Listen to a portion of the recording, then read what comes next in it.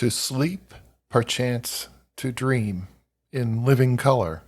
Are your dreams as vibrant as your waking memories? On today's episode, we look at research into the color of dreams.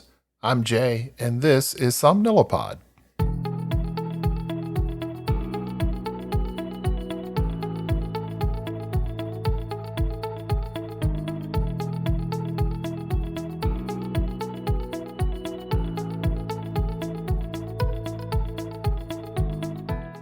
Hello, everyone. Welcome back. I am so glad you joined me today. I was recently having a conversation at work with some of my coworkers, and we were talking about dreams. It's a sleep disorder center, so dreams usually come up at some point. But we were talking, and there were several of us that pointed out that we dreamt in color.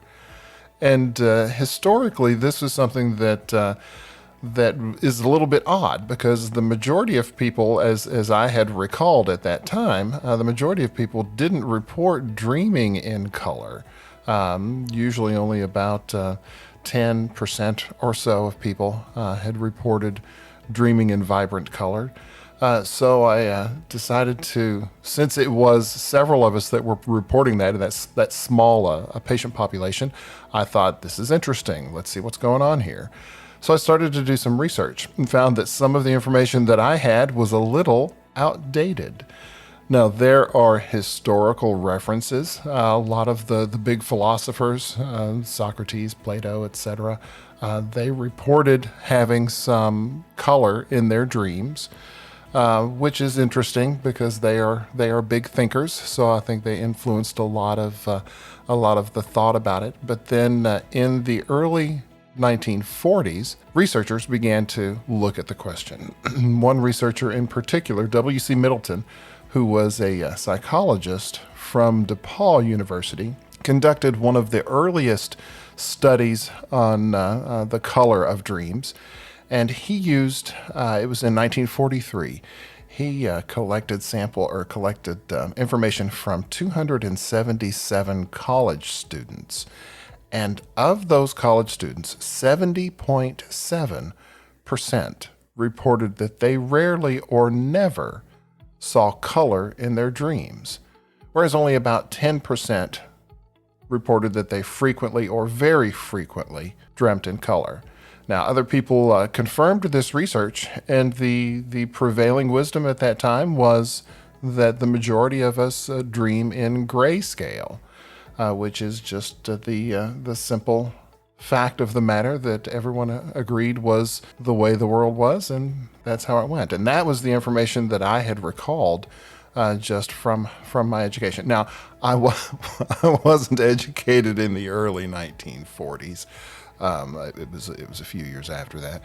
But more researchers began to look at that question a little bit later in time because as the world changed and as technology advanced, we began to see in the 50s and 60s, with the prevalence of more colored photography and colored television, colored print media, images in color being more widely available to people throughout throughout certain populations, sort of similar to the beginning of that movie, The Wizard of Oz.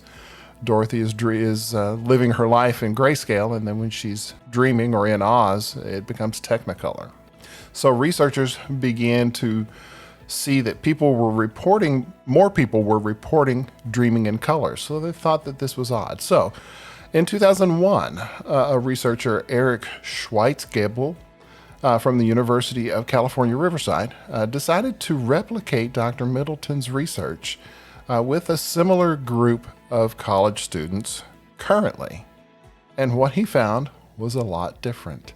He found that 17.7 of the subjects reported never or rarely seeing color, with 56.5 claiming that they saw colors frequently or very frequently. Now that's a big change in the numbers. And it's fascinating simply to think that the way we view things in the world can affect our dreaming content is really interesting to me. Now, other researchers from around the world, China in particular, found that when they tried to replicate this research, that they were able to come up with the same types of numbers. They looked at areas of their population that would have had access to color media and areas that did not. So they looked at some of the more largely urban populations and compared them to rural populations that wouldn't have had access to the color. And they found similar results. I just believe that's fascinating. One other thing that researchers, especially the newer researchers, point out is that there's more to the picture. So, for example, if you recall your dream after having awoken during the dream or very shortly thereafter, you're more likely to report that you have seen color. So the longer it is since you've had the dream, the less likely you are to report color. Some of that could just be a product of memory and recall.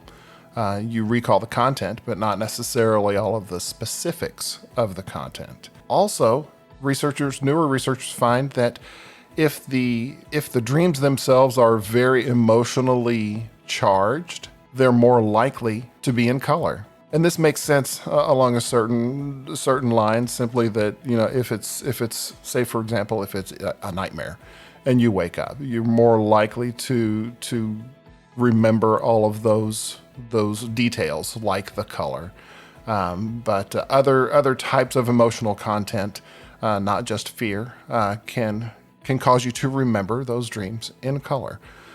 I thought that was just a fascinating take on how research can change over time and how technology can affect the way we see the world in our dreams. So let me know what you think. Do you dream in color, or are you largely grayscale? I'm one of those people, as I mentioned in the early part, the majority of my dreams are in color. Now, typically I tend to wake up during the dream, so I usually have pretty good dream recall. So that could be part of why I have always remembered dreaming in color.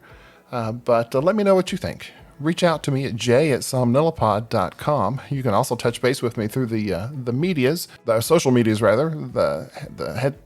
What are they called? Facebook, Instagram, YouTube.